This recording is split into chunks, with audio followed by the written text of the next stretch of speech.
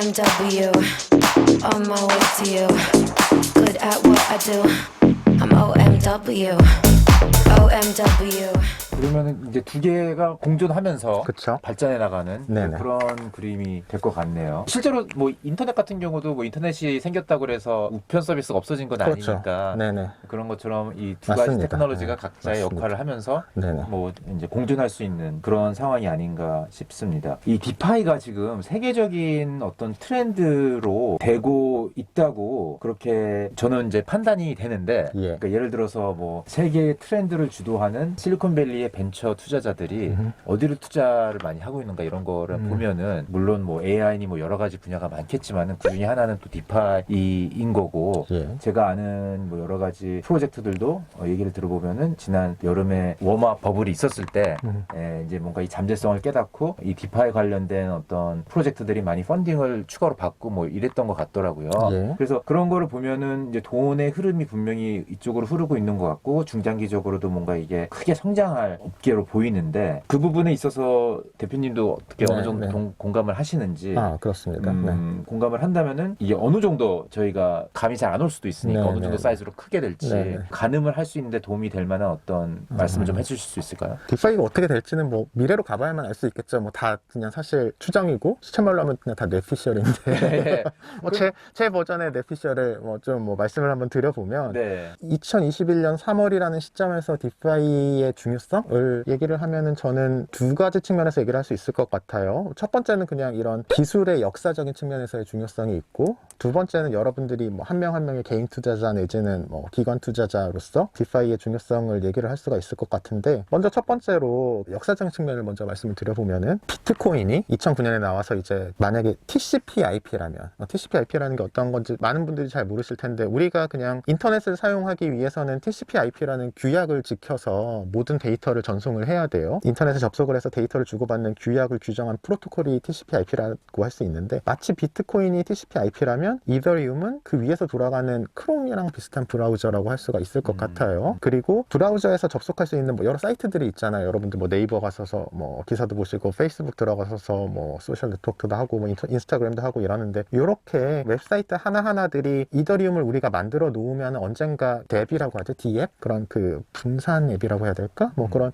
형태로 언젠가 생겨날 것이라고 사람들이 한 뭐 이더리움이 한창 뜨 3년 정도 전에 많이들 얘기를 했었는데, 결국에 이제 의미 있는 정도 규모로 처음 등장한 앱이 디파이라고 할 수 있을 것 같아요. 작년이나 올해 2020년에서 2021년의 디파이는 인터넷으로 치면은 마치 그 1994년, 1995년에 그때 등장했던 뭐 야후, 이걸 다 아시면 정말 정말 틀딱이 싫 텐데 뭐 야후, 알타비스타, 라이코스, 이렇게 지금은 좀 야후는 뭐 야후 재팬이 남아있지만 지금은 사라졌지만 뭐 그때는 정말 한 시절 풍미하던 서치 그런 엔진들이죠. 서치 엔진이자 뭐 네. 포털 같은 것들이 있었어요. 그런 것들이 지금 뭐 비교를 하면 제 생각에는 뭐 유니스왑, 스시스왑 뭐 아니면은 뭐 에이브, 뭐 영파이낸스 이런 것들인 것 같아요. 즉 블록체인이라는 게 지금까지는 어떻게 보면 뭐 판만 깔아줬던 거죠. 뭐 개념만 존재하고 뭔가를 이제 실제 앱이라는 거를 만들 수 있는 판을 깔아놓고 이제 한번 뭐 잘 놀아봐라고 했는데, 거기 처음으로 등장한 플레이어가 디파이라고 할 수 있겠고, 이게 나중에 뒤돌아보면 정말로 딱 작년이나 올해 뜨고 있는 여러 디파이 프로젝트들이 딱 그냥 뭐 라이코스, 알타비스타 이 정도 느낌일 것 같아요. 제 생각에 뭐 구글, 페이스북은 아직 나오지 않았다고 생각이 되고요. 이게 그냥 역사적인 측면에서 디파이가 중요한, 현재 시점에서 중요한 이유라고 할 수가 있겠고, 또 하나는 뭐 이 채널 보시는 많은 분들이 다들 뭐 돈 벌고 싶으신 걸 거 아니에요. 뭐 떡상할 코인 찾고 그러고 계실 텐데, 투자라는 측면에서 또 디파이가 지금 이 시점에서 중요한 면이 당연히 있는데, 저도 이제 어떻게 보면 뭐 개인 투자자이자 또 기관 투자자라고도 할 수 있을 것 같아요. 뭐 그런데 그런 투자자 입장에서 작년 3월 코로나 이후에 그냥 이 투자 환경이라든지 뭐 투자 문화 그런 것들이 완전히 바뀌어버린 것 같아요. 특히나 그 어떤 점에서 그런 차이를 제가 제일 크게 느끼냐면은 그 속도의 측면에서 그런 것들을 제일 크게 느끼는데, 지금 이 시점에서 작년 이맘때를 뒤돌아보면 딱 작년 이맘때였어요. 작년 3월 달에 코로나가 이제 환자가 미국 중심으로 확 늘어나기 시작하면서 뭐 주요 주가 지수들이 전 세계 주가 지수들이 바닥으로 진짜 꼬라박았었는데 그게 딱 보름 만에 완전히 바닥을 다지고 미국 쪽이나 유럽에서 부양책을 기대를 하고 또 백시네이션을 기대를 하면서 이런 것들이 실제로 뭐 입법이 되지도 않고 생물학적인 해결책이 나오지도 않은 상태에서 봄 여름에 이미 그런 스티뮬러스나 백시네이션에 대한 기대를 전부 다 반영을 해서 지수가 엄청나게 올랐었죠. 그리고 환경의 변화로부터 수혜를 볼 수 있을 거라고 기대를 했던 주식들 있지 않습니까? 뭐 영어로 얘기를 하면 뭐 스테이 앳 홈 스탁스라고 얘기를 하고 뭐 그리고 그냥 텍 주식들 그런 것들은 이미 여름에 완전히 날아가서 나스닥 주식들 날아가서 예를 들면 줌 같은 것들은 가을에 실제로 사람들이 많이 사용을 하는 건 지금임에도 불구하고 이미 가을에 다 픽을 치고 오히려 내려오고 있고 그리고 작년 겨울부터는 비트코인이 완전 떡상을 하게 된 중요한 이유 중에 하나도 여러 논리가 있지만 그 중에 하나가 이제 인플레이션 해지랑 관련된 내러티브잖아요. 그쵸.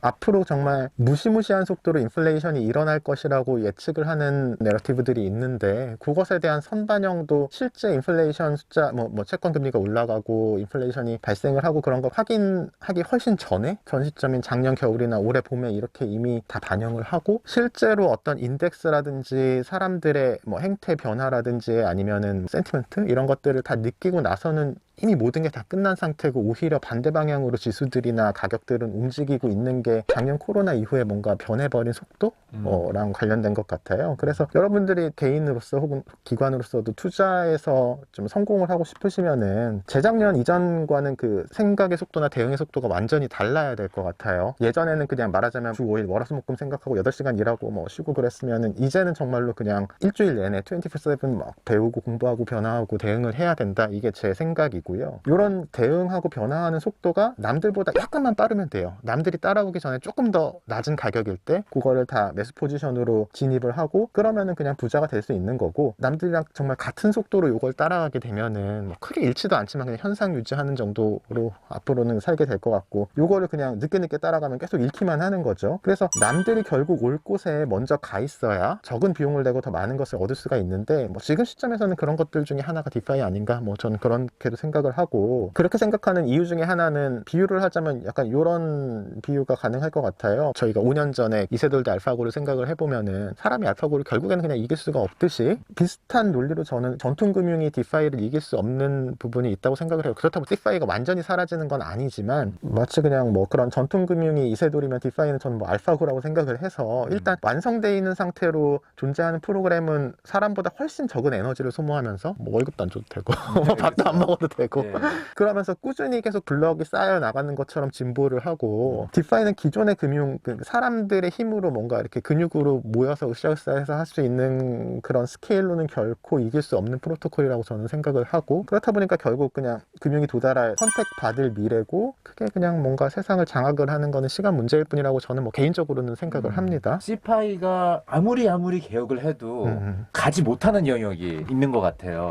레가시 시스템 때문에 제한적인 부분이 굉장히 많고 그래서 나름 사실 핀테크 회사들도 어떻게 보면은 이제 규제 안에서 뭘 이렇게 자꾸 하려다 보니까 맞아요. 손발이 많이 묶여서 디파이는 뭔가 규제 당국이 아직 인식조차도 못하고 있는 상태여서 아까도 뭐 좋은 말씀 해주셨지만 규제가 없으니까 뭐 창의성이 발현이 되고 계속 뭐 진보가 빠른 속도로 일어나고 있어서 심지어 디파이에서는 지재권이라는 거의 개념도 조금 오묘해요. 그래서 가장 대표적인 예가 유니스왑을 그대로 포크해서 만든 스시스왑인데 처음에는 스시스왑이 그냥 유니스왑을 그대로 베껴가지고 만든 거니까 뭐 사람들이 뭐 좀 약간 뭐 비하도 하고 뭐 그랬었지만 지금은 나름대로 또 이제 포크한 이후에 새로운 기능을 얹고 유니스왑에는 없는 면들을 갖춰 나가면서 상당히 큰 사이즈로 올라왔고 앞으로도 되게 바이어블 할 것 같아요. 그냥 스시스왑은 스시스왑대로 남아 있는 거라고 생각이 되고 계속 이렇게 좋은 게 있으면 그거를 그대로 따가가지고 뭔가를 더 얹고 그거를 또 이기기 위해서 기존에 뭐 유니스왑을 하던 사람들은 또 그냥 진짜 뼈를 깎는 노력을 뭐 24/7 해야 되는 거고 이런 뭐 혁신의 속도랄까? 뭐 그리고 둘 중에서 정말 명백하게 우월한 게 있으면 그쪽으로 그냥 다 하루아침에 몰려버리는 거고 이렇게 그냥 끊임없는 혁신이 일어날 수밖에 없는 구조가 있고 정말 진짜 위너 테이크올이 제일 심한 부분이어서 적자 생존이 너무 강하니까 그것 자체가 또 이제 혁신의 유인이 되고 이렇게 뭐 강하게 트레이닝을 받는 디파이라는 이런 섹터를 뭔가 그런 여러 가지 뭐 규제와 뭐 노동법 뭐 이런 것들을 다 준수를 하면서 가야 되는 CFI가 어떻게 이길 수 있을까라는 게 뭐 제 개인적인 요 국면에서의 생각이고 그렇습니다.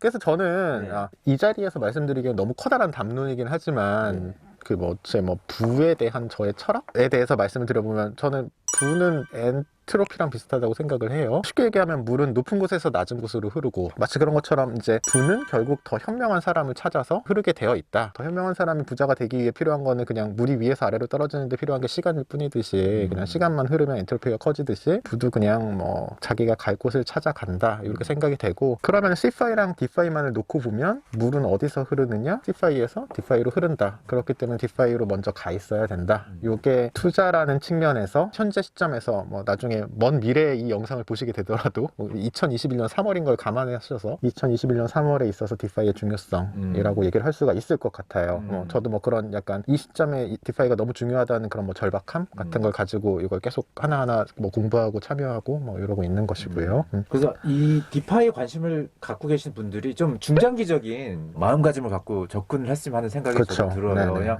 당장 오늘 어떤 디파이 코인을 사서 내일 팔아야 돼 이런 멘탈리티로 접근을 하는 게 아니고 네. 이건 진짜 중장기적으로 커지는 그런 잠재력이 있는 산업이기 때문에 하나씩 지식을 습득해 나간다는 관점에서 그래서 지식을 습득을 하면은 결국에는 그게 내가 돈을 벌 수 있는 그렇죠. 기회를 가져다 두고 또 그런 아이디어를 제공해주고 뭐 이러는 차원에서 접근을 해야지 이 코인 갖다가 저 코인 갖다가 하는 그런 코인 허핑 식으로 접근을 하는 것보다 훨씬 이런 중장기적인 방식을 접근하는 게 중장기적으로 봤을 때 더 크게 대박이 날 수 있는 단기적으로는 그냥 디파이 코인에 따라서는 저는 지금 가격이라면은 네. 뭐 한 50%에서 70% 정도는 그냥 손실을 볼 수도 있을 거라고 생각해요. 어떤 시점에 있어서는 네. 뭐 이제 드로우다운이라고 하잖아요. 그쵸. 뭐 그런 점에서는 뭐 현재의 밸류에이션에서 절반 이하로 떨어지는 건 충분히 가능한 일이어서 예.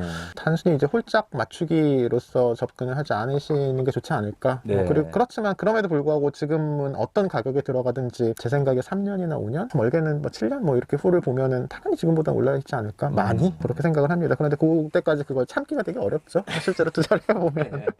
그럼 이렇게 굉장히 혁신적이고 어마무시한 일들이 벌어지고 있는 디파이 스페이스인데 네. 디파이 업계인데 이렇게 가만히 지금 디파이에서 트렌드를 주도하고 있는 사람들을 보면은 네네. 거의 한국에는 없는 것 같아요. 맞습니다. 미국이 제일 많고 오히려 그냥 러시아계, 뭐 네. 동유럽 이런 쪽은 되게 많은 것 같아요. 네. 근데 그것 대비 꼭 그냥 한국뿐만이 아니라 대체로 동양계 자체가 좀 되게 드물어요. 중국도 별로 없는 편인가요?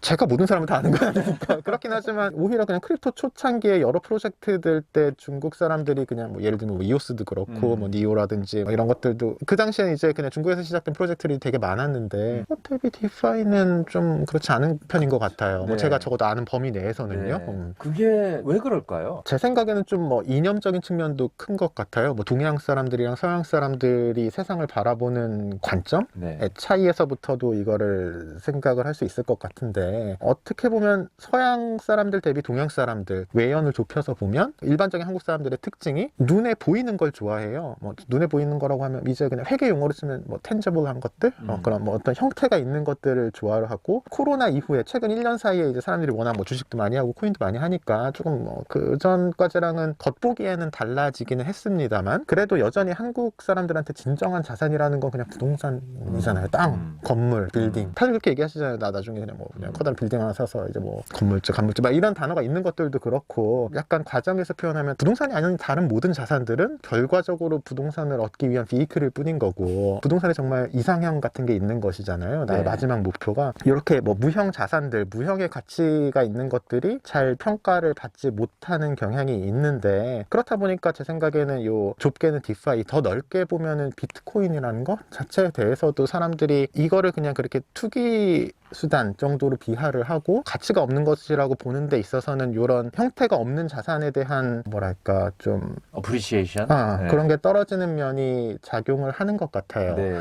뭐 이런 것들에 대해서 실체가 없다. 실체가 없는 뭐 저희 뭐 또 떠오르는 한 분이 계시네요.